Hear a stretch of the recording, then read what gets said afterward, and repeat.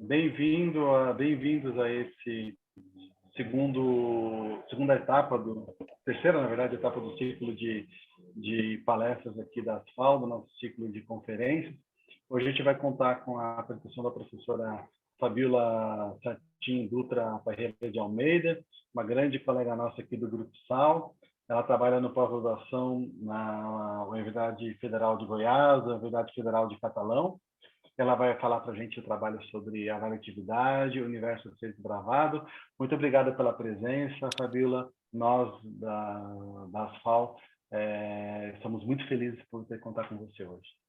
E muito obrigado a todos os presentes por estarem aqui e assistirem o evento conosco, nos prestigiarem.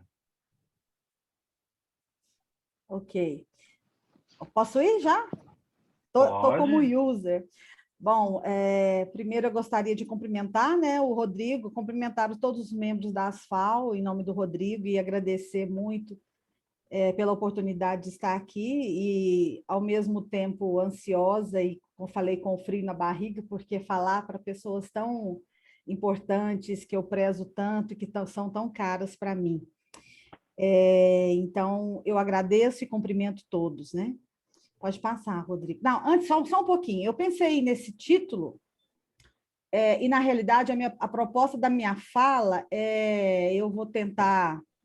Eu estou com uma proposta meio de romper um pouco com o protocolo, mas essa fala vai ser muito mais uma fala reflexiva, uma fala convidativa, uma fala que a gente possa repensar e estimular, né, mais a estudar sobre o sistema de avaliatividade. Então, quando eu disse universo a ser desbravado, é porque a gente já tem muita coisa, né, felizmente, muita coisa estudada, investigada, mas que ainda tem muita coisa a ser estudado ainda nesse universo, tá? Pode passar. Bom, só para me organizar, né, eu pensei no roteiro de fala, de dizer um pouquinho como é que foi o roteiro de tudo, o início de tudo, como é que começou, né, a questão dos estudos de avaliatividade, falar um pouquinho dos conceitos, mas todos nós aqui sabemos já o que é a avaliatividade, o sistema em si. Falar um pouquinho da retrospectiva das pesquisas em avaliatividade, né, que a gente que já aconteceram, que estão acontecendo, os temas abordados, os caminhos percorridos. Eu vou mostrar alguns exemplos de análise, algumas aplicações e alguns desdobramentos. Então, a minha fala vai direcionar por esses caminhos aí. Pode ir? Bom, eu não poderia começar essa fala sem agradecer, né, para agradecer a professora Leila Bárbara, que me mostrou não só os caminhos da pesquisa científica, mas ela me mostrou os caminhos de ser uma pessoa melhor, uma pessoa persistente. E a professora Leila, ela sempre deu asas às nossas pesquisas, né? Ela sempre deu asas às nossas imaginações. E ela sempre nos incentivou nas nossas viagens, né? Então, quando eu comecei a estudar sobre a avaliatividade, ela era ainda muito novo, né? Só tinha a Sara tinha acabado de defender a tese dela, e a gente não sabia muito o que era, do que se tratava. E aí a Leila já entrou em contato com o Martin, já tinha vindo ao Brasil, e aí depois ela intermediou e ele veio várias vezes ao Brasil, a gente fez alguns grupos de estudo em Belo Horizonte. Então, ela deu asas, né, à imaginação, e ela é assim, quem conheceu Leila, quem conviveu com ela, sabe que ela incentivou, e ela... eu tento fazer um pouco isso com os meus alunos, nos levava aos eventos, adorava viajar, o espírito super jovem, né? Então, eu tenho que agradecer isso tudo, esse caminho meu até hoje. E se eu posso dizer que eu acredito que eu sou uma pesquisadora muito, muito competente, eu devo à professora Leila Bárbara. Não poderia deixar de agradecer também ao professor Orlando Vian Júnior, que me acompanhou desde minha entrevista para o doutorado. Então, o Orlando, ele me acompanhou não só no doutorado, depois fiz pós-doutorado com ele, até hoje a gente tem uma relação não só de amizade, mas uma relação de estudo muito grande. O Orlando, ele é um amigo, mas é uma pessoa que eu agradeço, tenho muita gratidão. E o professor Jim Martin, que eu tive a honra de apresentar, né, meus primeiros estudos. Então, no início, a gente tinha os exemplos dos exemplos de avaliativos que ele, na língua inglesa, então a gente traduzia, ou a gente fazia as analogias, como é que seria, né? Qual a categoria que seria esse exemplo do português para o inglês. Então, e o professor Jim Martin, ele foi de uma paciência, né? Assim, de vir, de ouvir. Então, em vários momentos, eu mostrava os meus exemplos, ele falava, não, isso não é avaliação. Aí eu falava, é avaliação. E ele falava, convince-me. Os meus alunos falam que não aguentam mais me ver contar essa história, mas realmente isso aconteceu. Então, ele convince-me que isso realmente é appraisal e tal. Então, infelizmente, eu não consegui fazer o pós-doutorado com ele, mas sempre foi de uma educação e de uma acessibilidade muito grande. Então, isso também facilitou muito, né, os estudos de avaliatividade no Brasil. Eu posso dizer que eu tive a honra de ter o contato próximo com o professor Jim Martin. Pode passar, Rodrigo. Então, se essa é a revista Text, de 2003, eu até coloquei... Isso, pode andar com eles. Que foi organizada, né, pelo professor Jim Martin. E nessa revista Text, de 2003, tem um link na internet, eu vou deixar se alguém quiser ver. E na introdução dessa revista Text, ele conta a história de como que tudo começou. Então, ele vai dizer que por volta de 1889, ainda não, Rodrigo, deixa aí. Por volta de 1800, tem problema não. Por volta de 1889, a Eleanor Ochs organizou uma revista falando relacionada à linguagem das emoções. Então, mas nesse mesmo período, o grupo dele se reunia para estudar, avaliar o papel da avaliação nos gêneros narrativos. Então, eles começavam a pegar por exemplo, os gêneros narrativos lá de Labov, e eles começavam a analisar, se interessavam na análise daqueles gêneros narrativos, como é que as avaliações apareciam na narrativa. Mas, além disso, de analisar esses elementos que apareciam na narração, na narrativa, na estrutura narrativa, eles se preocupavam não só com a função social do termos, mas na capacidade desses elementos avaliativos construir relação entre as pessoas. Então, aquilo já chamava a atenção deles. Estudar como é que seria essas avaliações, esses posicionamentos, não só sob a perspectiva mesmo de se entender, né? Mas como é que acontecia essa função social de construir relações dentro de uma comunidade. E eu acho que isso vai permear a minha fala inteira, porque a razão da gente estudar a avaliação, porque se nós compreendermos como é que as pessoas expressam as suas opiniões, como é que as pessoas avaliam as coisas, né? E de uma forma, elas se desnudam, nós vamos compreender melhor essas pessoas e vamos ser compreendidas por essas pessoas, e nessa relação vai fazer com que nós nos comuniquemos ou nós relacionemos com mais pessoas. Então, isso chamou a atenção daquele grupo. Então, olha lá. Deixa eu colocar aqui. To align people in ongoing negotiations in communal life. Então, esse grupo em Sydney se preocupou, né, com essa função social. Pode passar um pouquinho. Pode passar, Rodrigo. E essa revista Text, olha lá como é que eram os temas. Então, olha lá, quem que você vai ver nessa revista Text? Claire Painter, Ruth Page, todas essas pessoas que fizeram parte do grupo dele. Vejam que, né? E nessa época também eles pensaram no tema de evaluation que o Labov usava, mas evaluation era um termo muito, né, broad, muito amplo, e aí eles pensaram, nessa época, já cunharam o termo de appraisal. Então, se vocês nessa revista Text, vejam os temas, olha lá que interessantes. Análise do discurso de crianças, cada um, claro, puxou para o seu nicho de pesquisa, né?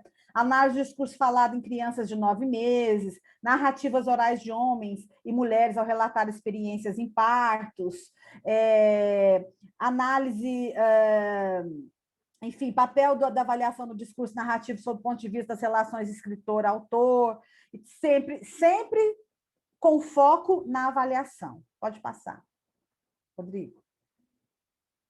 E aí, esse link, que aí todos os textos estão lá na internet, se vocês quiserem olhar, tá de 2006, mas esse texto da Text é toda de 2003, que é esse número da revista Text, que fala todos o início de tudo, né? Pode passar, por favor. Bom, o sistema de avaliatividade, a gente sabe que o conceito dele, né? Ele condensa, ele compreende três domínios interacionais, né? Que é atitude, engajamento e gradação. Na realidade, esses três domínios, eu achei tão assim, e aí eu já faço uma parte, para minha opinião, eu achei que foi uma grande sacada, porque realmente esses três domínios interacionais, eles dão conta de todo o processo avaliativo. Porque num sistema um sistema é a avaliação em si, mas um sistema é a origem das avaliações, quer dizer, da onde que vêm as minhas avaliações? Quem eu sou? Né? Quais as vozes que intervêm? De onde eu vim? Com quem eu converso? Quais as minhas impressões? Aí ele vai para o engajamento. Né? Ele vai lá para Bakhtin para entender tudo, o dialogismo, monoglossia, heteroglossia. Quem sou eu, de onde eu vim, quais as vozes que interferem na minha avaliação, no meu pensamento e na minha avaliação. Depois, ele vai desenvolver um sistema que esmiuça as avaliações. Então, ele vai dizer, não, então eu tenho três regiões de avaliação. Eu tenho a região de afeto, que são avaliações que acontecem diretamente dos sentimentos, né? Então, eu tenho os afetos, e depois eu tenho a região dos julgamentos, que eu vou julgar, eu vou avaliar o comportamento humano sob o ponto de vista da legalidade, sob o ponto de vista da moralidade. E depois ele vai falar que eu tenho, e também eu vou apreciar, eu vou avaliar as coisas, os objetos, as situações. Então, eu tenho as avaliações dos sentimentos, das emoções, eu tenho as avaliações das pessoas, do comportamento humano, e eu tenho as avaliações dos objetos, das coisas. Né? Mas, como é que essas avaliações elas são intensificadas? Isso também eu tenho que levar em consideração, porque elas podem ser mais intensificadas e menos intensificadas. Né? Mas, então, eu achei isso realmente uma grande sacada do Martin, né? Essa estrutura avaliativa, e realmente, eu vou falar isso no final, mas já vou adiantar agora, essa estrutura da avaliação, ela oferece um modelo teórico e metodológico, porque se você analisa teoricamente, gramaticalmente, a avaliação sobre esse prisma, você consegue interpretar se é afeto, se é julgamento e se é gradação, se é apreciação. E o que é que isso tem a ver, né? Não só na parte da descrição, mas também na parte da interpretação. Né? Então, na parte da atitude é onde concentra, digamos assim, o detalhamento do processo avaliativo em si. E na gradação, nós temos aí a intensificação dessa avaliação, dessas opiniões. Né? Mas a maior sacada que eu achei, que esse sistema me me apaixona, que me motiva a estudar todo dia, é isso aqui que ele disse. Lá em 2000, the expression of attitude is not, as is often claimed, simply a personal matter, a speaker commenting of the world, but interpersonal matter, in that the basic reason for advancing an opinion is to elicit a response of solidarity from the other side. Quer dizer, a avaliação não é um comentário sobre o mundo. A gente não faz as avaliações por fazer. Nós não falamos, nós não damos as nossas opiniões por dar. As nossas opiniões, as nossas avaliações refletem quem nós somos e refletem os nossos interesses comunicativos, sejam eles quais forem. Então, essa é a grande sacada. E para eu conseguir o que eu quero do meu interlocutor, eu tenho que entender o que ele pensa, o que ele avalia para ele, e ele também tem que entender para que a gente chegue que a gente possa se comunicar, né? E aí ele vai falar da atitude, né? Que aí ele fala das emoções, né? Attitude is concerned with our feelings, emotional reactions, judgments of behavior and evaluation of things. Pode passar, Rodrigo, por favor. E aí essa belezura, que eu acho uma belezura, né? Que aí a gente tem o engajamento, essa foi uma orientanda que fez, que eu achei lindo. Engajamento, né? Monoglossia e heteroglossia, então ali eu vou ver de onde que vem as minhas avaliações, quais são as vozes, quem interfere nessas avaliações, né? Quais os outros participantes do discurso que estão ali e que compartilham dessas avaliações, dessas opiniões. Aí o sistema de atitude bem esmiuçado, então olha lá, afeto. Eu sinto felicidade, e é tão legal, felicidade, segurança, insegurança. Então, ele vai falar que segurança tem a ver com o sentimento da mãe, satisfação tem a ver com o sentimento do pai, que é a sensação de realização do objetivo, né? Felicidade é o sentimento que vai direto ao coração, sinto amor, sinto ódio, né? E aí o julgamento de estima social, ele vai dizer que se você faz um julgamento de estima social, você precisa de um advogado, não, de um psicólogo, de um psiquiatra. Mas se você fizer um julgamento de sanção social, olha, é de um advogado, é mais sobre o aspecto legal, da legalidade, né? E da estima social, não, é da moralidade. É o que a gente faz quando a gente julga uma pessoa, quando a gente fala que ele é bom em alguma coisa, ele é capaz, ou ele é honesto, ou ele é desonesto, aí já vai para a legalidade, né? Então, até isso eles tiveram essa preocupação. E a apreciação, né? Como é que eu vejo as coisas, o objeto, qual que é a minha reação? Como é que eu reajo a esses objetos? A composição, esses objetos são bem feitos, não são bem feitos? Como é que é a composição? É de equilíbrio? É de complexidade, né? E a valoração, qual é o valor que eu dou isso? E agora é muito legal, porque tem um texto que eu vou mostrar para vocês, do Engel e Wandsworth. Acho que vocês lembram do Wandsworth, quando veio aqui, né, no evento da Asfal em São Paulo. Uma graça ele, super educado. E escreveu um artigo que eles propõem uma nova categorização da valoração. E o que eu acho legal. Então, eu quero testar isso com os meus alunos, porque eu acho que valoração é muita coisa para uma categoria só. Então, às vezes, a gente confunde um pouco a valoração. E a gradação, ele vai dizer, bom, tá, eu avaliei, mas e que aspecto? Eu avaliei pouco, eu avaliei muito, eu estou expressando a minha opinião muito forte ou menos, isso também? Quais são os níveis de intensidade? Claro, isso também tem que ser levado em consideração. Qual é a intensidade que eu vou expressar a minha opinião? Né? Isso também o meu interlocutor tem que levar em consideração e eu também tenho que levar em consideração isso. Pode passar, Rodrigo. Por favor.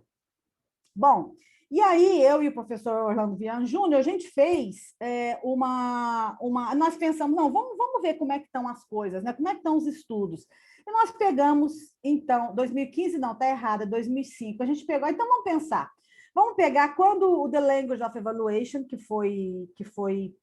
realmente foi o que deu, apesar que ele começou em 2002, depois tem Working with Discourse em 2002, 2003, mas o The Language of Evaluation foi, digamos assim, a publicação, né, que contemplou todo o sistema de avaliatividade.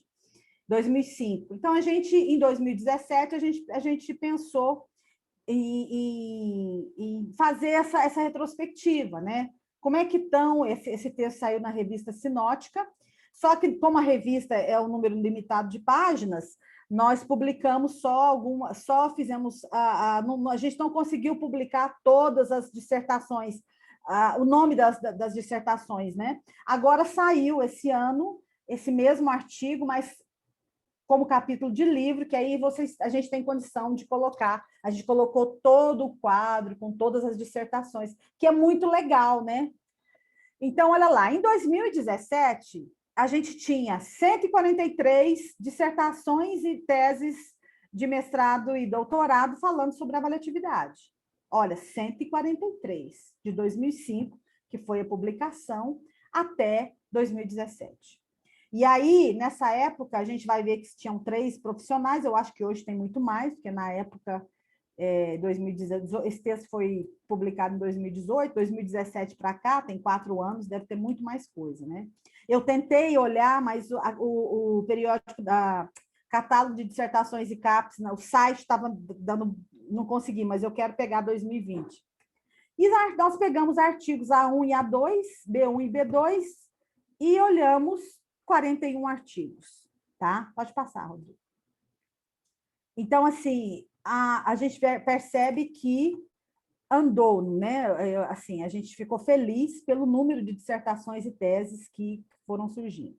E aí, falando para essa fala de hoje, eu pensei, bom, pensando em retrospectiva, e é legal a gente que estuda avaliatividade, a gente ouvir os outros trabalhos, os colegas, né? E antes da reunião, a gente estava conversando, eu e o Rodrigo e o Daniel, falando do nosso grupo SAL, né? Quem eu agradeço e cumprimento meus colegas aqui, que a gente conseguiu, né? Agregar muitos pesquisadores do Brasil inteiro, e a gente tem uma lista, a gente conversa muito, e é muito legal o nosso contato. E os convites, né, de participação em tese, em bancas, é uma coisa que eu adoro. Então, quem quiser me convidar, pode me convidar, que eu adoro. E quando a gente recebe esses convites de bancas, a gente meio que participa dessas pesquisas, né? E eu, particularmente, fico muito feliz, porque eu tive o privilégio de participar de bancas maravilhosas, né? Maravilhosas, que eu aprendi e trouxe muita coisa para o meu grupo. Então, para essa fala, eu pensei em 2020, falei, vou pensar em 2020, o que surgiu de artigos de avaliatividade em 2020. Então, eu botei lá no Google, PDF mais avaliatividade, pensei, vou pegar alguns estrangeiros, né? E aí eu achei os interessantes, não li, baixei, depois eu passo a referência para vocês, mas uns interessantes. E tem esse texto de 2007, da Teresa, que está aí, que eu achei muito interessante esse texto dela, por mais que é de 2007, mas eu acho que é uma leitura muito interessante. The Appraisal Framework and Discourse Analysis, né? Da Teresa, ela está aí presente. E, uai, o que foi? O que aconteceu? Espera aí que eu não estou vendo um pouco. Bom, enfim. E depois, achei o texto da Teresa, que é um texto muito legal. Em 2020, eu achei esse, An Analysis of English News Reports from the Perspective of Graduation, olha, só sobre graduation, que é da Kongen Fan, que é lá na China, da universidade lá na China, que também é de 2020. Achei esse também, a Cross-Disciplinary Study on Evaluative Strategies in Research Articles, Conclusion Sessions. Olha lá, só na parte de conclusão dos artigos, que é Farnia et al., tá? Que também de 2020. Pode passar, Rodrigo.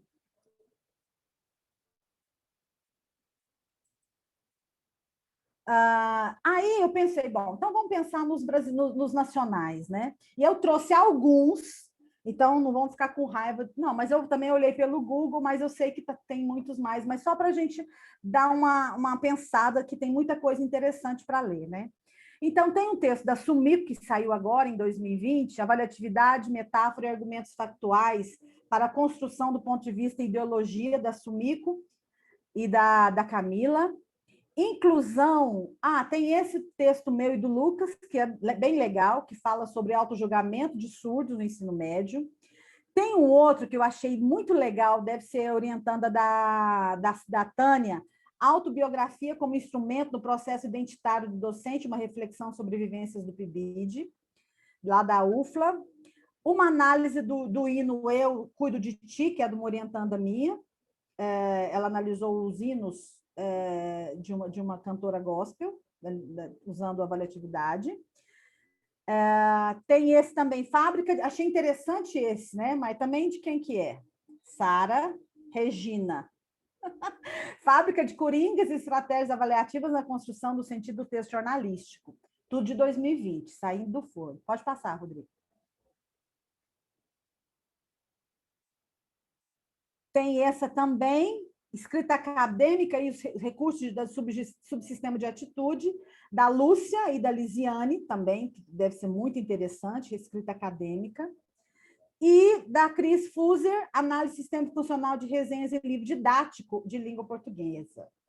Então, assim, são artigos que saíram agora em 2020 e que são muito interessantes sobre diversos temas que está aí para a gente ver. Pode passar, Rodrigo. Bom, e aí eu falei para vocês sobre o texto do Wordsworth. Eu achei tão interessante esse texto, por mais que ele é de 2005, mas nesse texto, Angold, o Orlandski que é Angold a pronúncia, e o Wordsworth, o que ele faz nesse texto?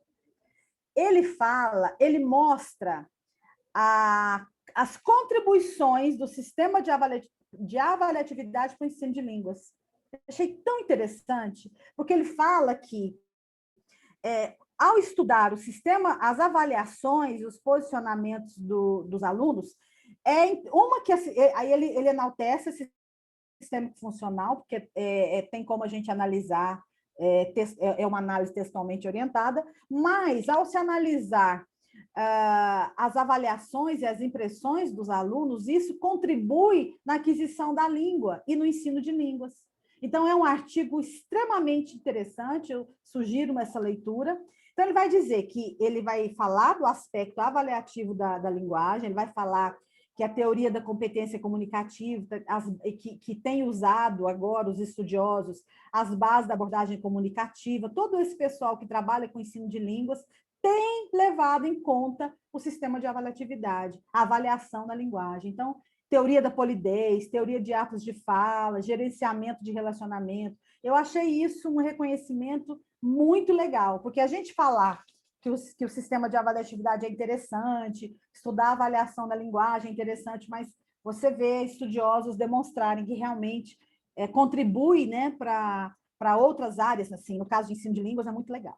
E aí eu trouxe, pensando nisso, eu trouxe para a gente pensar e para a gente discutir, né, os temas que a gente tem visto pesquisas usando a avaliatividade. Então, se for pensar em ensino, e aí depois eu estava secando o cabelo e lembrei do Wagner. Eu falei, gente, eu não coloquei relatórios de estágio, mas ele vai entrar lá nos textos acadêmicos, viu, Wagner? Eu esqueci de você, não. Então, olha lá. Ensino. Olha tanta coisa que a gente já fez usando o sistema de avaliatividade. Então, tem discurso de professor, discurso de aluno, livro didático, cada trabalho maravilhoso, dissertações, teses, analisando enunciados de livro didático, analisando o livro do professor. Tem uma tese maravilhosa, orientanda do Renato, que eu fui banca, que analisou os livros, analisou o livro didático de história, muito bom. E aí a gente tem Prof. Letras, né, que os meninos fazem realmente as atividades interventivas, utilizando o sistema de avaliatividade. Então, contexto de sala de aula, né, tudo isso, BNCC, quem está trabalhando com BNCC, enfim. Relatórios de estágio, residência pedagógica, enfim, muita coisa. Mídia, né, a gente tem aí Rodrigo, que é o papa da mídia, né, blogs, Instagram, Facebook, que tem também muitos trabalhos interessantes. Aí vem discurso político, discurso jurídico, tem trabalhos muito legais, discurso religioso, discurso argumentativo, estudos de tradução, textos jornalísticos, manchetes, charges, tirinhas, textos acadêmicos, artigos, dissertações, gente analisando dissertação, gente analisando tese, gente analisando relatório de estágio, né? E tem também quem analisa tragédias sociais, né? Violência contra a mulher, tragédia de Brumadinho, tem uma orientanda minha que acabou de fazer, enfim, as tragédias sociais também, as narrativas, né, das pessoas, textos literários, né? Poema de Cora Coralina, Carolina de Jesus e outros aí também. Tem gente usando o texto literário enquanto corpus de pesquisa. Libras, enfim. E aí depois me ajudem se eu esqueci algum, depois vocês me falam. Pode passar, Rodrigo. E aí eu vou falar rapidinho. Esse o site do o nosso grupo de pesquisa. As nossas pesquisas, aí eu estou repensando, que eu acho que a gente fica muito no nível da gramática mesmo, sabe? Pode passar, Rodrigo. A análise que a gente faz de avaliatividade, a gente vai para o texto mesmo, a gente vai analisar. Bom, foi o jeito que eu aprendi com a Leila, né? Então, o jeito que eu aprendi com ela é o jeito que eu faço com meus alunos, né? Então, a gente vai para aquela análise textualmente orientada, bem gramatical, mas a gente também tira também a parte toda de interpretação. Então, eu trouxe alguns exemplos para vocês, né? Por exemplo, o Gustavo, que analisou autores de blogs e vlogs usando língua materna em sala de aula de inglês. Então, por exemplo, esse é um exemplo, né? A gente separa o elemento avaliativo, fala o que ele é, afeto, tem mais confiança, a gente vai ver se está no atributo, se está no epíteto, e o que isso quer dizer. Primeiro, a gente faz toda uma categorização do elemento avaliativo, se é afeto, segurança, sem segurança. A gente vai para o texto e depois a gente descreve, né? E depois a gente a interpreta. O Lucas, que analisou o discurso dos surdos, né? A gente tem aí, não tem o melhor amigo, apenas fica calado e sozinho. Então, a gente vai lá no elemento avaliativo, faz a categorização e depois a gente explica. Então, tem toda essa parte, digamos assim, textualmente mesmo. Eu não trouxe o exemplo da análise, mas só para falar. E a Ingrid, que pegou também alunos que dão aula, são formados, mas dão aula em disciplinas que não são de sua formação. Então, por exemplo, no caso do segundo ano, que são disciplinas, o conteúdo é mais fácil, eu não sinto tanta dificuldade. Então, a gente num excerto só, a gente vê quais os elementos que tem, né? E a gente categoriza e depois a gente interpreta para ver o que esses elementos avaliativos nos dizem sobre a intenção daquele falante. Tá? Pode passar. Mas eu tive uma surpresa interessante, inclusive a Sara vai fazer parte da banca de TCC desse meu aluno. Professora, eu quero a professora Sara na minha banca de TCC. Eu falei, Leonardo, mas TCC a gente não chama o professor de fora. Aí tive que falar com a direção, enfim. Ele é um aluno de TCC, aluno de iniciação científica, mas a gente conseguiu publicar um texto. Então, o que ele fez? Ele pegou aquele filme Discurso do Rei, pegou como é que aparece no inglês, como é que é a tradução e como é que é a dublagem. Então, eu trouxe para vocês verem como é que a gente faz a análise. Então, olha lá. Ele pegou o excerto em inglês, pegou o excerto um é dublado e o outro foi legendado. Isso. E aí, olha lá como que ele faz. Podemos observar que, embora o item away, que é lá de cima, sobre o qual recai uma apreciação positiva do tipo valoração, expressa pelo epíteto peaceful, foi traduzido como solução no TL, que é na legenda, e saída no texto dublado. Não houve a ocorrência de uma mudança atitudinal. Dessa forma, o rei George VI atribui valor positivo à solução que eles tentaram por muitas vezes encontrar, mas logo reconhece que, por conta das diferenças existentes entre eles e seus inimigos, tudo foi em vão, evidenciado por uma apreciação negativa de valoração. À vista disso, o rei utiliza com maior quantidade apreciações negativas do tipo valoração para descrever a situação do país, indicando o valor que ele atribui no momento, isto é, um valor negativo utilizado para conscientizar a população do que estava acontecendo na época. Então, ele utilizou o subsistema de atitude, para mostrar como é que foi a avaliação, se teve diferença nas avaliações do sentido em inglês, na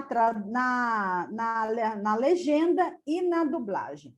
Né? Então, para um aluno de iniciação científica, mas só para vocês saberem mais ou menos como é que a gente faz a análise. Pode passar, Rodrigo. Agora, eu participei de uma banca que me chamou muita atenção, que foi essa que eu falei para vocês, de uma orientanda do Renato, que é a Paula, não sei se o Renato está aí, não vi, que é a Paula Ricelli de Oliveira, ela analisou livros de história e ela faz uma análise de ideação e de avaliatividade. Eu não tinha participado de uma banca, eu não tinha visto ainda alguém que tivesse feito uma análise de ideação e de avaliatividade dos 3 subsistemas. Eu até dei os parabéns. Então, eu trouxe para vocês verem como é que ela fez. Então, olha lá, o excerto é esse. Porque acho que os alunos... Essa é a fala da professora, que ela analisou o que a professora falava do livro didático. Porque acho que nossos alunos são muito digitais, eles detestam carregar o livro, eles detestam folhear livros. Você pede uma prova com consulta, eles mal conseguem encontrar o local onde estão os conteúdos dentro do capítulo. Então, eu gosto de trabalhar com o livro para que eles sempre estejam com ele em mãos, sempre buscando informações dentro do livro, porque eu acho importante. Eu sou ainda meio arcaica, no sentido de que eu gosto do papel mesmo. Aí ela vem com a análise, a Paula. Na passagem acima, a professora expõe sua expectativa de realidade em uma sequência de atividades que nos ajudam a entender a evolução de suas ações. Há uma relação, esse negrito fui eu que pus, há uma relação taxonômica prevista nos processos, com a participação dos alunos. A docente caracteriza os estudantes como digitais e, por isso, suas ações mentais, né, de carregar e folhear o livro didático são detestáveis.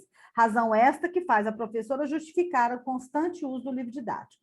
Na perspectiva da avaliatividade, a docente expressa julgamento de capacidade negativo aos alunos quando diz eles mal conseguem encontrar o local onde estão os conteúdos dentro do capítulo. A professora ainda usa da heteroglossia ao delegar voz aos estudantes e afirma que esses apresentam sentimento de afeto negativo em relação ao livro quando diz que eles detestam manuseá-lo. A escolha por usar um termo com expressão forte pode estar associada ao fato de que, quando o falante pronuncia o seu ponto de vista, tenta convencer o ouvinte a compartilhar o seu posicionamento. Martin White, 2005. Nessa perspectiva, a autora desenvolve esse discurso a tentativa de mostrar a dificuldade que os alunos têm em manusear um livro impresso e, por isso, utiliza esse material com frequência. Eu achei interessante que ela usou ideação, usou o subsistema de atitude, tudo no excerto só. Né? Então, era um tipo de análise que eu ainda não tinha, que eu ainda não fiz. Quem sabe eu achei interessante para poder fazer. Pode passar, Rodrigo. Por favor. Bom, pensando nisso, eu pensei agora em desdobramentos, né? Então, eu e o Orlando, eu tenho agora 2 alunos de doutorado que estão querendo estudar avaliatividade. Eu já estou ensaiando para estudar avaliatividade, a filiação há um tempo, que é uma coisa que está me chamando a atenção. Então, a filiação, o Martin também já mostrou, já começou a estudar, mas quem tem desenvolvido é a Zapavna e Naomi Knight. Inclusive, o Orlando conviveu com essa pesquisadora lá em Sydney, e eles têm uma pesquisa muito legal sobre a filiação. Então, o que é isso? Teoria da avaliação, né? É uma teoria semiótica que descreve como os usuários da linguagem identificam-se discursivamente como membros de uma comunidade e como negociam seus valores. Então, a avaliação diz respeito à forma como os usuários de uma língua se identificam por meio da linguagem em diferentes comunidades dentro de uma cultura ou culturas diferentes. Então, resumidamente, a afiliação é a forma de como nós nos afiliamos no discurso.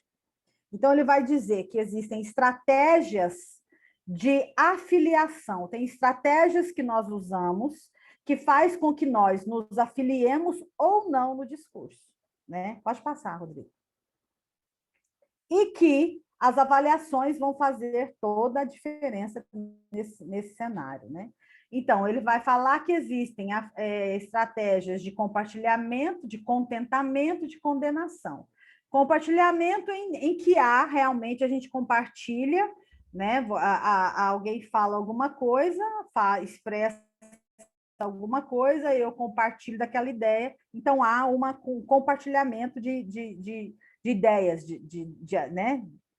E o contentamento também há um compartilhamento, mas há também esse compartilhamento de pensamentos, né? E de condenação quando você rejeita. Pode passar, Rodrigo. E aí eu ainda estou, né, estudando, mas como é um desdobramento, eu trouxe um exemplo rapidinho. Também peguei blogs, mas eu estou pensando em mudar um pouco de blogs, vamos pegar outro corpus, né? Então, esse é um corpus de um blog de professores de inglês, né? Então, são comentários entre a blogueira e os participantes. Então, aqui no caso, a blogueira, um participante quis dar uma sugestão e a blogueira não aceitou. Então, não houve afiliação ali, né? Oi, Ana, quero te passar um link legal aqui, de um site chamado Spoken Word, cuja URL é tarará, tarará. Corrija a palavra entonação no seu post. Ela não gostou. Oi, Carlos, obrigada pela dica do site. Já conhecia, já cortou. Acho muito poluído. Gosto de sites mais didáticos. No layout. Layout em português, ela cutucou. Que não colocam tanta informação na tela. Mesmo assim, é uma ótima fonte de informações. Obrigada por compartilhar. Então, veja aqui que ele usa um link legal, avaliando positivo, ela também usa as estratégias, né, as avaliações também para se posicionar. Quanto à correção, eu não marquei, mas é uma avaliação. Quanto à correção que você sugere em português, são aceitas as formas de entonação. Quer dizer, ela não aceitou ele corrigi-la. São aceitas as formas de entonação, entoação e entonação para traduzir intonation. Veja, ainda coloca o site do dicionário. Agradeço a sua leitura atenta. Quer dizer, o que aconteceu aqui? Apreciação positiva, apreciação negativa, mas houve uma condenação, ela rejeitou. Houve uma discordância de opiniões. Então, nessa teoria da afiliação, acontece que nós utilizamos, ao expressar as nossas opiniões, os nossos valores, vai acontecer essa discordância, né, e esse compartilhamento. Pode passar, por favor. Bom, eu não sei quanto tempo eu já falei, se eu já deu uma hora, enfim. Bom, considerações finais, né? Então, eu estava pensando, como a minha proposta com essa fala foi realmente conversar com vocês do que se trata, o que a gente tem feito com estudos no sistema de avaliatividade, então eu pensei o seguinte: o sistema de avaliatividade fornece um modelo teórico metodológico de análise gramatical e semântico discursiva para análise de textos nos mais diferentes contextos de produção. Então, se nós pensarmos, ele fornece um sistema teórico, metodológico para análise gramatical e semântico discursivo. Você pode ir para análise para o nível da oração e para o nível acima da oração para analisar a avaliatividade, né? Nos mais diferentes contextos de produção, nós estamos vivendo agora, por exemplo, esses dias eu assisti uma apresentação lá no Enampol de uma colega do GT, que eu estava no outro GT, e ela analisou professores falando da pandemia. E só tinha avaliação, mas ela não usou o sistema de avaliatividade, porque ela era da educação. Falei, minha filha, por que você não usou a avaliação? Estava cheio, carregado de avaliação. Então, se nós formos pensar no contexto de pandemia que a gente está vivendo, está cheio de avaliações, né? De contexto digital, contexto presencial, jornais, revistas, aulas remotas. Eu mesmo estou doida para ouvir, inclusive... não sei se foi a Adriana que falou, né, no ciclo de debate sobre professores falando sobre as aulas remotas, enfim, novamente analisando as avaliações para poder entender esses professores, como é que eles estão sentindo essa pandemia, como é que eles estão se vendo nessa luta que a gente está, né? De dar aula, né, remoto.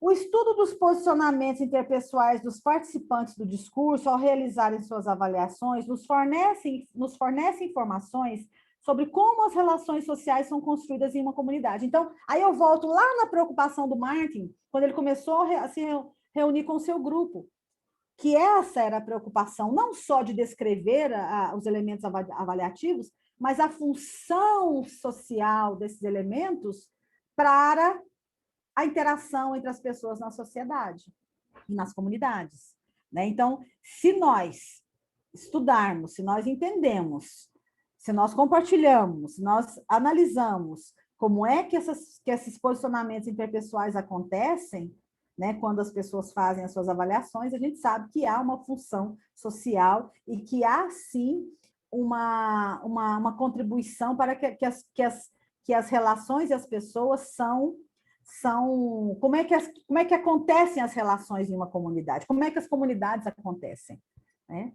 É necessário o intercâmbio e a socialização de estudos e pesquisas que valem-se do sistema de avaliatividade no contexto de língua portuguesa, e aí eu acho que, assim, a gente tem feito muita coisa, e o mais importante é que eu acho que a gente está no caminho, porque o que a Leila sempre nos falou, e eu acho que o que o Halliday queria que a gente fizesse, o Martin também, é que nós aplicássemos o sistema de avaliatividade, sistema funcional no contexto de língua portuguesa, né?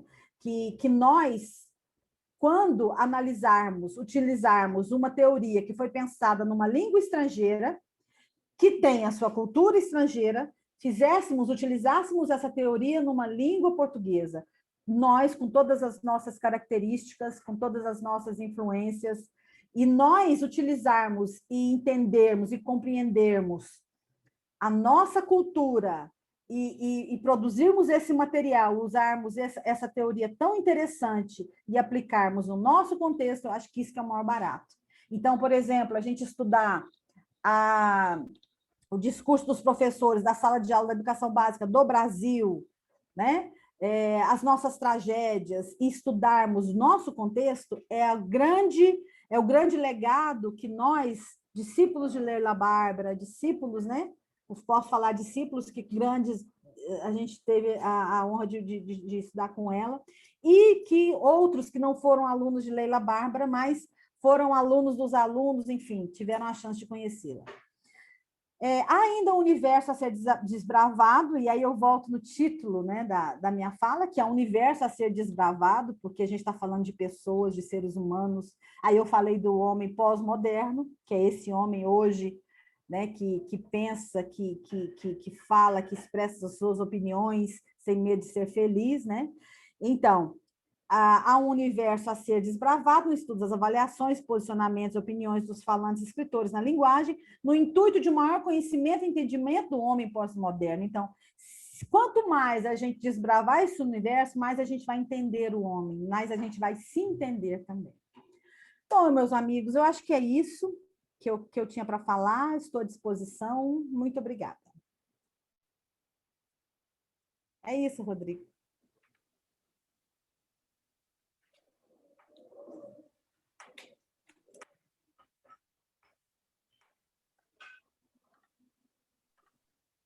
Muito obrigado, Fabíola, pela maravilhosa apresentação.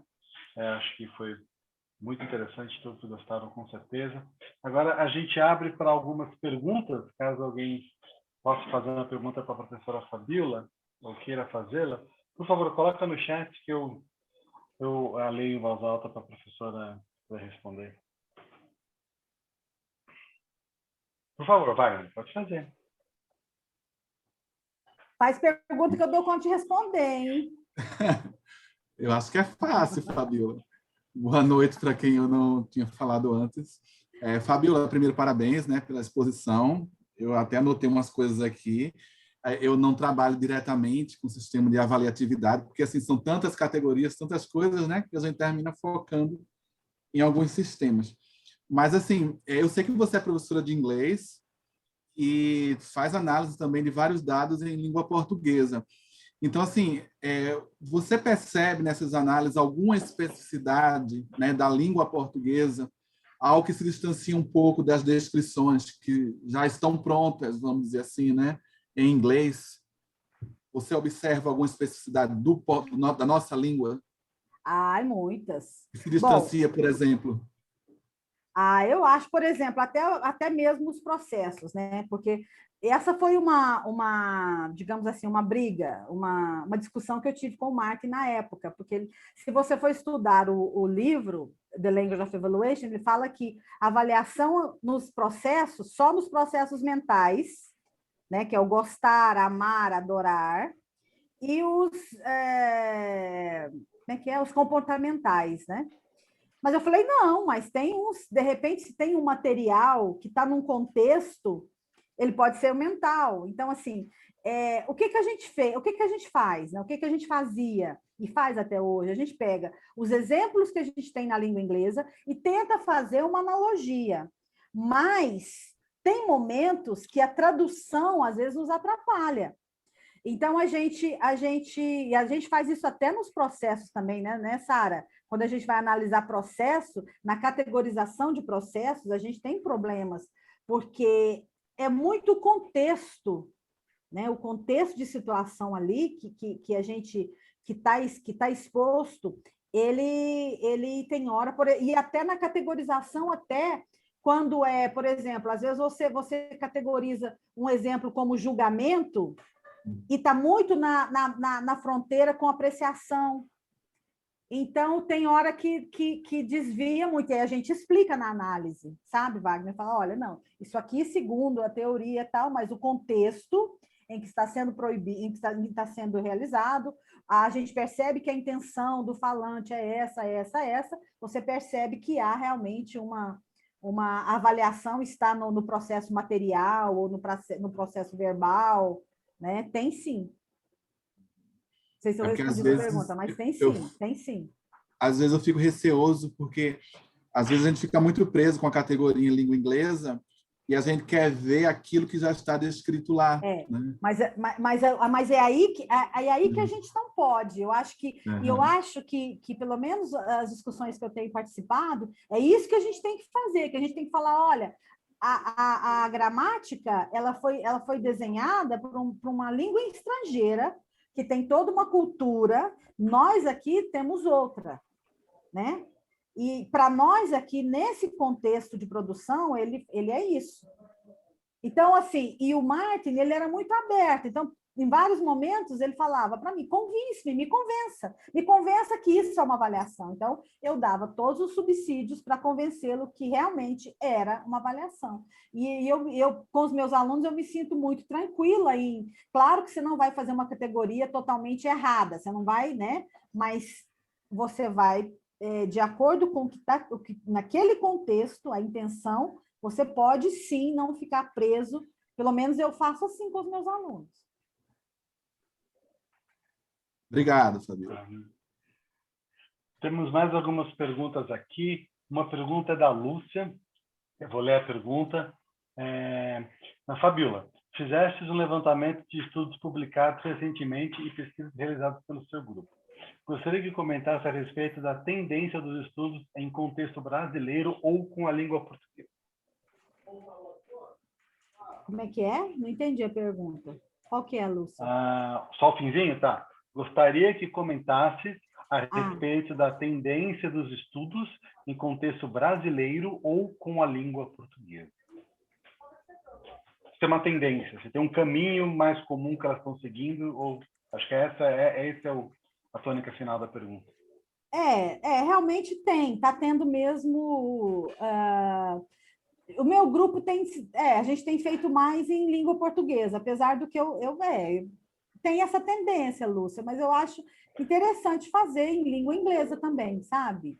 Não, acho que a pergunta da Lúcia, se dentro da língua portuguesa há algum elemento específico que está sendo mais comumente pesquisado na sua opinião, Fabiola? Acho que essa é a questão. Tem mais um elemento da teoria que está sendo mais trabalhado que outro, que é uma tendência nesse sentido. Olha, pelo que eu tenho visto, não. Tem gente pesquisando, tem muita gente pesquisando graduação. Em termos de tese, está muito diversificado. Tem muita gente fazendo de engajamento, sabe? Tem saído um pouco de atitude, eu acho. Não tem visto muito assim, sabe? Não tem percebido grandes diferenças, não, Lúcia. Está bem distribuído, então, tá você bem acha? distribuído, tá bem distribuído. Eu, particularmente, eu quero sair um pouco da atitude, porque é minha zona de conforto, sabe? Então, eu acho que eu tenho que sair um pouco da atitude, eu tenho que ir para engajamento, gradação, sabe? Eu acho que eu tenho que sair um pouco dessa zona de conforto, mas está bem distribuído, está bem distribuído. Tem mais uma pergunta aqui de uma pessoa que não se identificou, está escrito com o nome de usuário, então eu não posso dar o crédito para a pessoa, depois a pessoa escreve o nome no chat, por favor. Que é assim, Fabiola, como tem circulado bastante pelo Brasil, sabes muito como temos desenvolvidos em avaliatividade. Gostaria de saber se tens alguma indicação de material para trabalhar com avaliatividade com crianças e adolescentes. Olha, a usuária sou eu, tá, Fabiola? Eu achei que aparecesse, eu achei que aparecesse o nome. Porque eu vou justificar por que eu pergunto. As minhas alunas são muito preocupadas com a sala de aula e elas adoram o sistema de avaliatividade. Então, elas sempre querem saber, professora, tem alguma coisa escrita? Como trabalhar a avaliatividade com as crianças? Claro que no nível das crianças, realmente, né? Então, como tu e o Orlando têm estudado intensamente essa questão dos estudos de avaliatividade em língua portuguesa, eu gostaria de saber se vocês já passaram por algum texto ou se vocês têm algum estudo sobre avaliatividade direcionada para crianças e adolescentes. não, olha, precisa estudar. Falar nisso, o Orlando não está aí, né? Não, Sara, eu não vi nenhum artigo. Agora, esses dias eu falei, até tinha falado com você que a gente precisava traduzir, né, o The Language of Evaluation. O Orlando acha que não precisa. Mas a gente organizou um livro em 2010 que reuniu textos, né, que foi muito legal. Inclusive, esse texto está em PDF na internet. Avaliação da linguagem, tem texto da Adriana Baloco, tem texto do Orlando, foi eu, o Orlando e o Anderson, lá do João Pessoa, que organizamos esse livro. Esse livro está muito legal.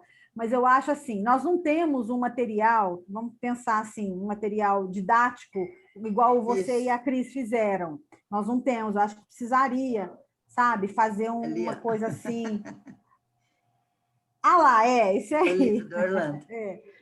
Então, assim, a gente organizou esse livro em 2010. Eu acho que a gente precisava fazer uma coisa assim mais didática, né, para quem está começando. O que eu faço para os meus alunos, e aí, é ler as teses que estão sendo produzidas, que são de altíssimo nível.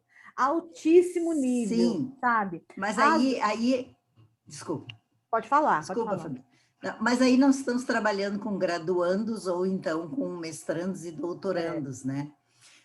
Algumas pesquisas que os meus alunos fizeram aqui em Santa Maria, em redações de crianças, claro que enfocando apenas a atitude, eles chegaram à conclusão que as crianças usam muito julgamento.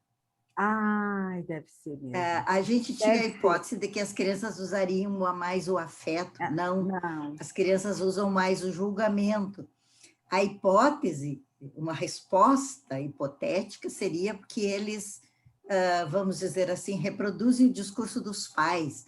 Isso pode, aquilo não pode, eu posso fazer isso, não posso fazer aquilo. Dá essa impressão, mas a gente não foi muito adiante. E agora, Cristiane Fuser e eu estamos preocupados em elaborar material didático para professores. E eu teria muita vontade de começar a fazer alguma coisa para trabalhar a avaliatividade com os pequenos. Ai, que legal. Claro que a gente não trabalharia o sistema completo, não usaria os nomes, a gente teria que fazer uma adaptação para a idade deles. Mas para eles aprenderem, assim, quando é que eles estão usando palavras que significam emoção, palavras quando é um julgamento, palavras de apreciação, seria uma coisa assim bastante, digamos assim, adequada ao nível deles, né? E o mais sistema... importante, o mais importante que eu acho também, Sara, que eu acho que a gente precisa fazer o que essas avaliações indicam, né? Por exemplo, para professor que trabalha com criança e adolescente, a forma como esses meninos avaliam mostram alguma coisa. Né? Então, assim, a sua prática pedagógica vai mudar. Por exemplo, a pesquisa que o Lucas fez com os alunos surdos, a gente, do jeito que os meninos falaram do contexto escolar, os professores têm que ouvir o que os meninos falam. Sim. E aí mudar, pensar em atitudes mesmo de formação continuada. Né? Então, aí, no caso, o sistema, o estudo das avaliações, aí que entra, né, no entendimento do outro, né, no entendimento mesmo, das expressões mesmo, como é que eu vou entender o meu aluno melhor, e aí melhorar a minha prática pedagógica a partir de como esse menino está se expressando em sala de aula. Eu tive uma mestranda, a Graziela Fachin, agora ela está no doutorado, mas no mestrado ela estudou redações de alunos do 3º ano do ensino médio, que seria o último ano, né, aqui no Brasil, e um dado muito interessante que ela encontrou: os meninos utilizam mais afeto que as meninas. Ai, que legal! Tá? Os meninos, a linguagem dos meninos tinha mais afeto que a das meninas. As meninas tinham muito julgamento ou apreciação. Tá? Então, essas coisas que são interessantes, né? E aí a gente começou a se perguntar, mas a gente esperaria o afeto das meninas, esse é um rótulo que a gente tem. Não, os meninos parecem ser mais compreensivos, parecem ser mais afetuosos, mais amigáveis. As meninas estão mais endurecidas, estão mais, digamos assim, até nem saberia dizer, mas pelo menos mais objetivas, mais empoderadas. Eu acho que também vai por aí, sabe? As coisas vão por aí, mas foi uma surpresa que nós tivemos nos resultados que ela teve. Assim, é tão legal, as pesquisas te dão, assim, a gente fica, e aí que eu acho legal, sabe, você entender coisas que você imagina que você vai ter uma resposta e você tem outra, né? Completamente diferente. Muito interessante. Inclusive, ela levou os resultados para uma psicóloga, que é amiga dela, e elas iam escrever alguma coisa sobre isso depois, né? Sobre o que perfil nós temos agora de meninos e que perfil nós temos de meninas. E o tema era amor. O tema era amor. Como eles veem o amor hoje. Eu acho que a gente tem que fazer isso, pensar nisso num livro, num material didático, num material assim voltado para esses professores, sabe? Eu estou particularmente interessada em começar a produzir material didático para uso em sala de aula, porque a gente estuda teoria, faz pesquisas, constata as coisas, mas o que isso vai ter como repercussão lá na sala de aula, né? Para não ficar apenas no âmbito da pós-graduação. Uhum. Que isso tenha repercussão lá na ponta, que é a escola, né? Isso mesmo. O pessoal do Prof. Letras tem feito um trabalho maravilhoso com a escola, com os gêneros, né, da Escola de Cisne, tem muita coisa boa. Então, a gente tem que começar a colocar em prática. Isso mesmo. Obrigada, Fabiola. Tem mais agora 2 perguntas da mesma pessoa, que é da Maria Eugênia.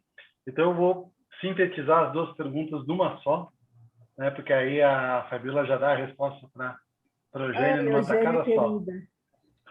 A primeira pergunta da Eugênia é com relação ao uso dos diminutivos em língua portuguesa, que tem uma característica muito específica e deveras peculiar, né? De fato, com a Maria Eugênia está bem certa nesse sentido. E o outro é a relação entre avaliatividade e multimodalidade, né? Se existe, se você tem discutido essa questão. Eu, particularmente, agora meto a minha colher na pergunta da Eugênia, né? Lá no meu grupo de pesquisa também há pessoas bastante interessadas no tema, então acho que uma sua resposta também vai ajudar bastante o pessoal lá na Unicamp. Nossa, eu acho que tem tudo a ver, trabalhar a avaliatividade com multimodalidade, eu acho que dá pano para manga, a gente entender. Nós fizemos um trabalho aqui, que uma aluna minha trabalhou com livro didático, mas a gente pegou a gramática do design visual para trabalhar capas de livros, e eu achei interessante, eu acho que a gente precisava, eu ainda não fiz nenhum trabalho, mas eu acho que a gente precisava entrar nessa arena aí, eu acho interessante, eu acho que tem tudo a ver você trabalhar com a multimodalidade, os aspectos avaliativos, eu acho que, nossa, eu acho que, ainda não fiz trabalho, mas eu acho que tem tudo a ver, porque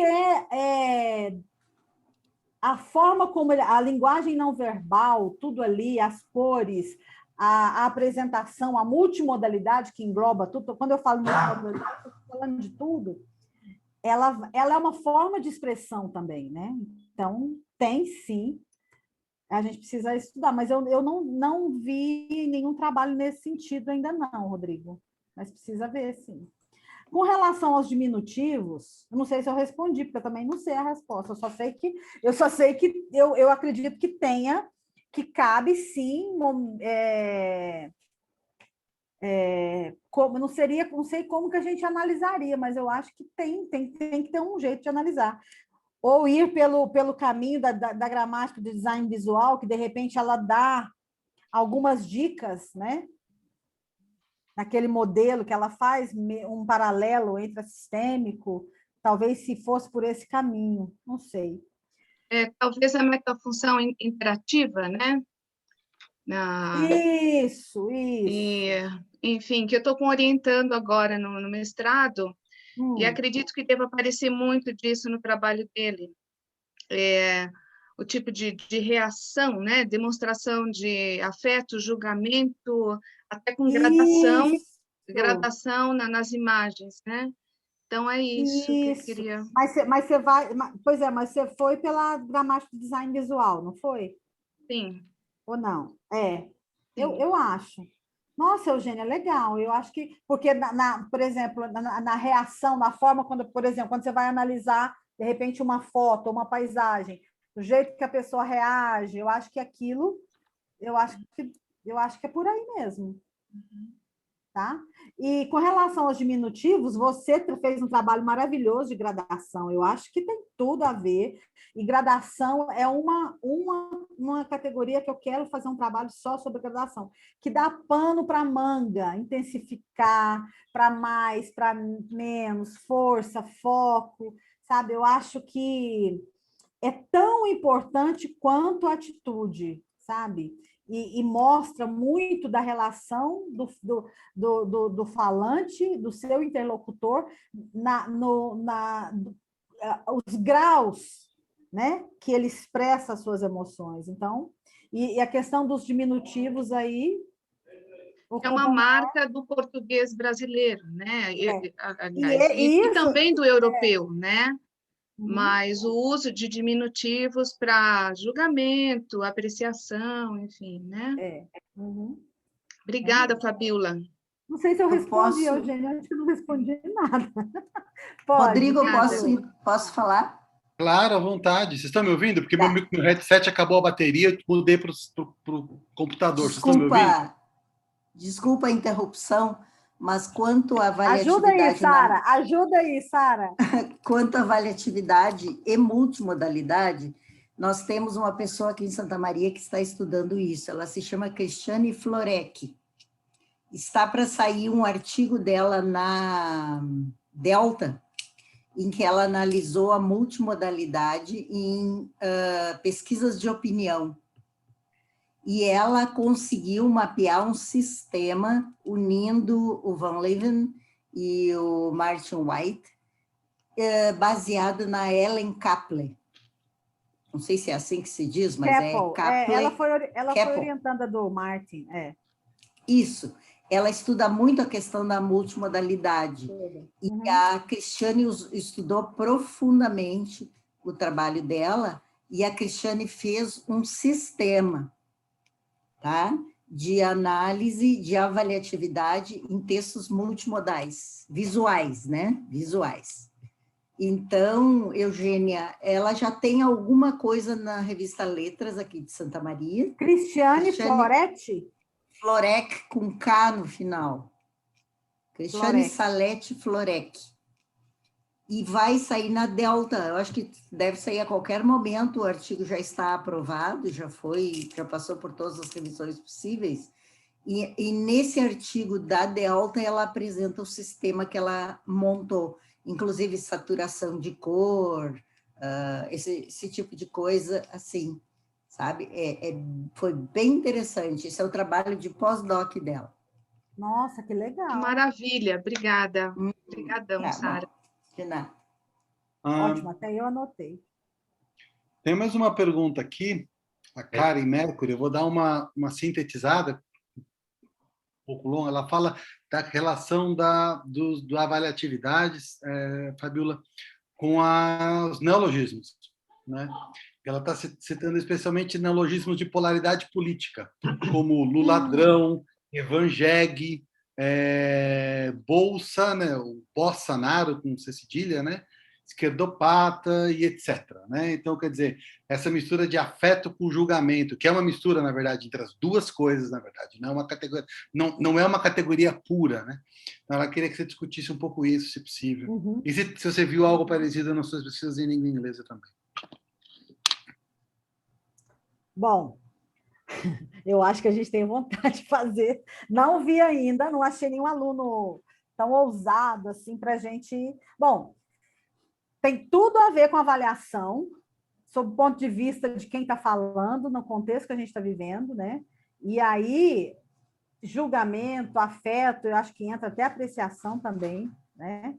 E esses neologismos avaliativos, e aí intensificados, né? Eu diria até intensificados também, eles expressam as opiniões, né? Eles fazem a função deles, que realmente é expressar a opinião mesmo, chocar ou de repúdio, enfim. Mas cabe, sim, uma análise, mas eu ainda não vi nenhum desses trabalhos, não. O que eu vi são alguns acho que até tem um trabalho do Rodrigo sobre argumentação não tem que ser. Teve alguma coisa que você escreveu, Rodrigo, sobre o discurso de negação, não sei, acho que eu li alguma coisa nesse sentido. E de notícias, fake news, né?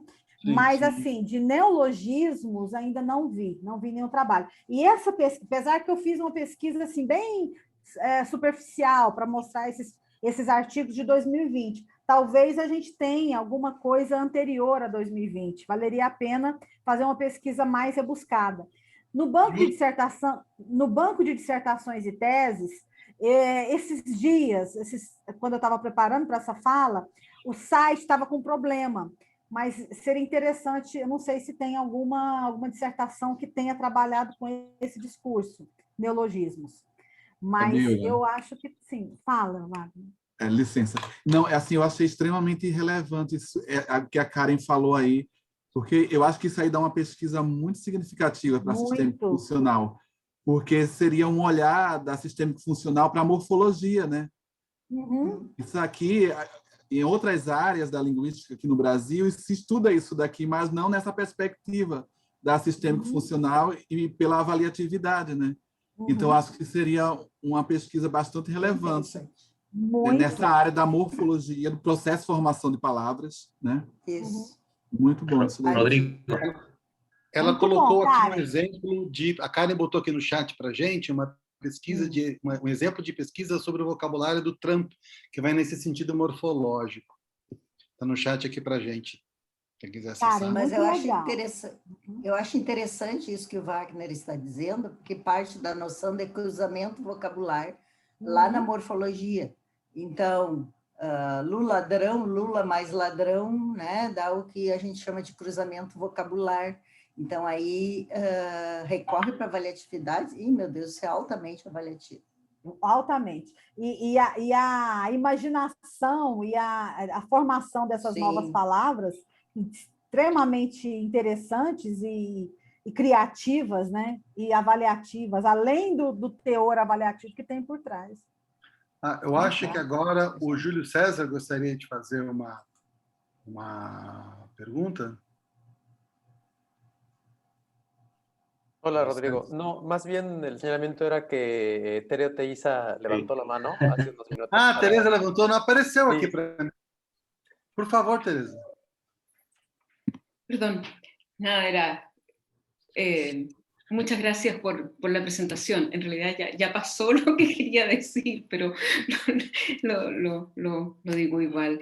No, que en relación a el habla de niños, ¿no? Que estaban comentando y en las escuelas, que también en el grupo de investigación que tenemos, hemos trabajado en ciertos contextos de habla, es decir, por ejemplo, en focus group.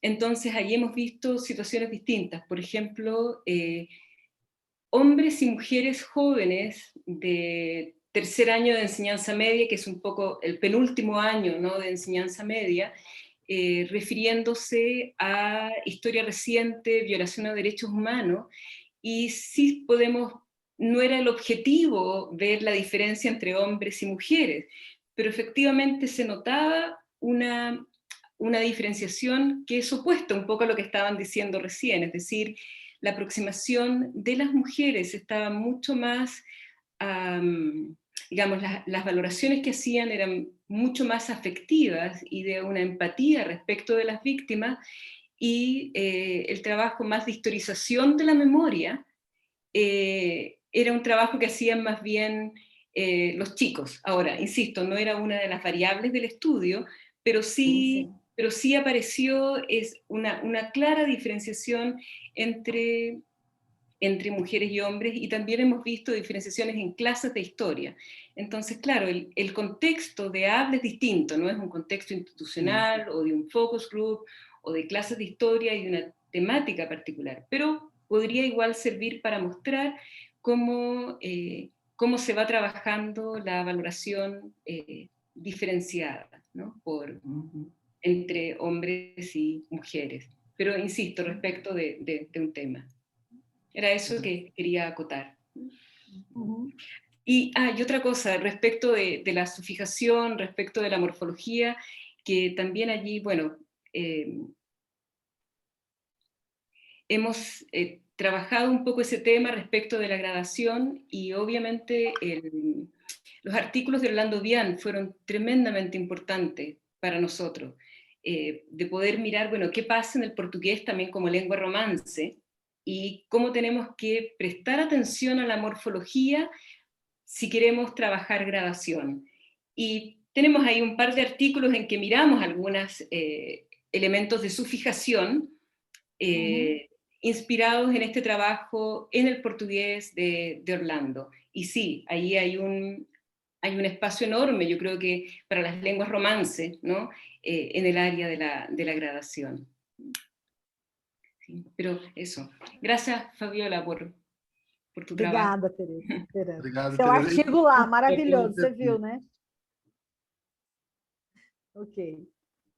Então, eu acho que dado o adiantado da hora, a Julian também tem uma coisa para falar. Julian, por favor. Sí, muchas gracias, Rodrigo. Muchas gracias, Fabiola, por la presentación tan interesante, esa visión de los estudios de valoración en el Brasil. Lo que yo quiero decir continúa muy bien de lo que acaba de decir Teresa. Escuchándote, sobre todo escuchándote hablar de la importancia de estudiar las particularidades de la lengua portuguesa, y relacionarlas con la cultura obviamente en este caso del Brasil. Yo estaba pensando pues que nosotros también en español de América Latina hemos desarrollado mucho. Obviamente pues los trabajos de Teresa en Chile, también en Argentina, acá en Colombia, en México, se han hecho muchos estudios muy interesantes. Ahora bien, yo veo que ustedes de alguna manera comparan el portugués con el inglés. Y nosotros también tendemos a comparar el español con el inglés, supongo porque la teoría originalmente nos viene a través del inglés. Pero escuchando todo esto, sobre todo lo último que acaba de decir Teresa, lo que más me llama la atención es por qué no armamos algún tipo de grupo para comparar portugués y español. Sí, Y claro. mirar qué tenemos en común y qué tenemos y qué diferencias tenemos. Lo que acaba de decir Teresa de las lenguas romances, pero especialmente pues el español y el portugués que son tan cercanos. Otra cosa que te quería agradecer era la claridad de tu presentación, que creo que durante la presentación logré comprender 95%, si no más. Ahora en la discusión a momentos me he perdido un poquito porque no está el apoyo visual, pero aún en la discusión pues he podido seguir muchas cosas. Y yo pienso que al ir realizando estas actividades, cada vez más logramos irnos entendiendo, así que sería factible armar algún tipo de grupo de trabajo para mirar similitudes y diferencias, pues en este aspecto de la valoración y de pronto después en otros aspectos de sistémica, ¿no? Pero empezando de pronto con este aspecto. Eso era lo que quería decir. Muchas gracias. O Júlio fez uma Obrigada, observação Gillian. aqui no chat, mas eu acho que é melhor ele dizer, porque se eu tentar falar em espanhol não vai ficar muito bem pronunciado. Deixa eu só falar com a Sí, sin Gillian. problema. Ok. Gillian, eu concordo No. com você. Ok. Eu concordo muito com você. Eu acho que está passando da hora da gente, de repente, traduzir esse livro, ou colocar exemplos, categorias que têm a ver com a nossa cultura, exemplos, né, que fiquem mais fáceis, até nas nossas categorizações mesmo, porque nós temos como base, né, a língua inglesa, porque onde foi feito toda a categoria, mas eu acho que nós, com esses exercícios, porque nós já fizemos muitos exercícios de análise, eu acho que nós já estamos dando conta, a gente já sabe o que é afeto, o que é julgamento, o que é apreciação, o que é engajamento. Eu acho que nós já, depois de, sei lá, quantos anos, desde 2005, 15 anos, 16 anos estudando e fazendo análise, orientando alunos, eu acredito que nós, estou falando, vocês também no espanhol e nós em língua portuguesa, nós já conseguimos pensar no material que dê conta disso em língua portuguesa e em língua espanhola. Eu acho que temos que fazer assim. Sí, sí, Agradeço estoy de acuerdo. muito. Ya no estamos simplemente haciendo análisis, aplicando la teoría que nos ha llegado desde la lengua inglesa, sino que ya estamos también aportando a la construcción de teoría sobre las diferencias, las particularidades de nuestras dos lenguas. Por eso me parece que sería tan interesante, en vez de seguirnos comparando con el inglés, empezar a compararnos entre espanhol e português. Uhum. Vamos fazer, vamos juntar, nós, sozinha, né? Vamos juntar. Júlio, cadê o Júlio? Sí, gracias. No, en realidad era únicamente la muy breve observación de que si bien hemos comentado algunos casos, algunas características del portugués que son específicas, son muy particulares en cuanto al sistema de actitud.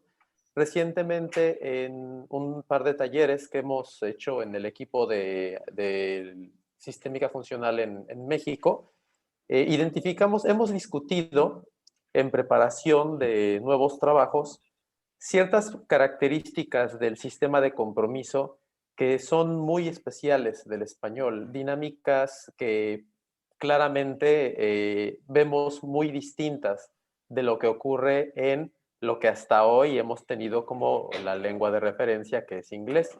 Entonces esto naturalmente presenta al analista del discurso con retos interesantes y con oportunidades, ¿no? De proponer, de escribir.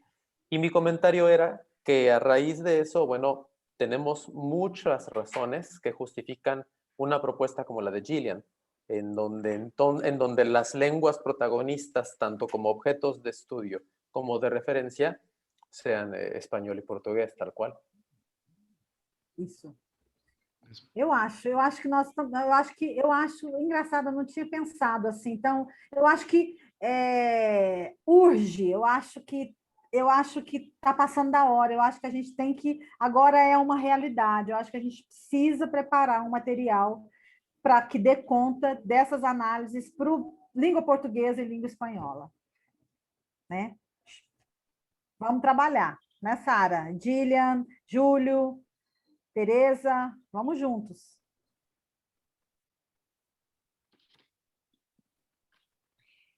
¿Puedo hacer un breve comentario? Que en el último proyecto que estoy terminando, nos propusimos trabajar los 3 subsistemas. Locura. Você conseguiu analisar os 3? Desde el español, desde la tipología del español. Y ya estoy pensando en el otro proyecto de cómo voy a tomar solo un subsistema, y claramente es el de compromiso. Lo que más trabajamos al final fue gradación. ¿Por qué? Porque en realidad es donde se abre la gramática. También tenemos propuestas en actitud respecto de las áreas semánticas, ¿no? Uno igual podría proponer, pero donde hay una diferenciación del lenguaje de una manera más potente y más importante es en gradación y en compromiso. Y claramente se necesita todo otro nuevo proyecto para trabajar en profundidad lo que recién miramos en la superficie. Entonces, por ejemplo, pensando en lo que dice Gillian, lo que dice Fabiola, ¿no? Lo que acaba de decir Julio, creo que la manera más concreta y viable es pensar, por ejemplo, compromiso, o, por ejemplo, gradación, si queremos trabajar en las lenguas y centrarnos solo en un sistema que, como digo, que en donde se abra la léxico-gramática, ¿sí? En todo su esplendor y en todas sus diferenciaciones, ¿no? que tiene el portugués y que tiene el español. Entonces, comenzar por un subsistema y ver hasta dónde ese subsistema funciona, evidentemente, como dice Julio, para nosotros también, claro, compromiso. La verdad es que hay muchos asuntos y muchas categorías gruesas que son discutibles. Eu acho engajamento muito difícil. Por isso que eu não tive coragem ainda de fazer. Eu acho engajamento muito difícil. Eu acho. Yo creo que es el más complejo de todos, sin lugar a dudas. Eu acho. Pero É muito sutil. É muito sutil assim a análise, é muito implícita, as avaliações são muito implícitas. Você tem que. Vamos começar pelo mais difícil. Então, você quer começar pelo mais difícil, né? Por eso es tan fascinante. Es que tal vez la diferencia es si lo que se potencia es más que nada a nivel léxico-semántico, que sería actitud, y que tiene que ver con feel, tiene que ver con campo, que es muy sensible al campo, especialmente apreciación, ¿no? Ahí ¿verdad? Es mucho más complejo, o un espacio en donde la léxico-gramática y no solamente las diferencias léxicas, o predominantemente las diferencias léxicas, son las más importantes. Y entonces la amplitud gramatical creo que la tenemos precisamente en gradación, o las diferencias desde nuestras lenguas en gradación y en compromiso. Sí. Que puede ser más productivo, es más complejo, pero es más desafiante, no sé. Vamos trabalhar. Bem, dado o adiantado da hora, acho que já é o momento da gente prosseguir para o encerramento. Eu queria terminar o nosso ciclo de hoje agradecendo mais uma vez a Fabiola pela maravilhosa, brilhante apresentação, pela síntese e pelos resultados muito interessantes apresentados. Eu queria agradecer a todos os colegas que assistiram e participaram hoje. Eu estou especialmente feliz e grato pelas possibilidades de cooperação português e espanhol que assim, eboliram, assim, surgiram assim, dessa conversa. Eu acho extremamente feliz, acho que os colegas também estão. E foi um prazer tê-los aqui conosco e nos vemos na próxima vez e vamos continuar nossos projetos como nós continuamos hoje. Palmas para a Fabíola. Muito obrigado. Gente, eu quero agradecer demais todo mundo. Para mim, como eu disse, é uma honra ter colegas assim tão caros para mim, né? Muito tempo que eu não vi a Dilian, Teresa, enfim, muito obrigada. E eu acho que isso que é legal, a gente, com esses encontros, dá vontade a gente estudar, dá vontade a gente pesquisar. Então, não vamos deixar isso dormir, não. Vamos fazer essa gramática, vamos fazer esse livro, vamos começar com o subsistema. Vou ter que estudar engajamento, mas eu estudo. Mas eu acho que é isso, sabe, Rodrigo? Eu te agradeço muito, né? Agradeço muito e agradeço aos meus colegas e muito obrigada mesmo.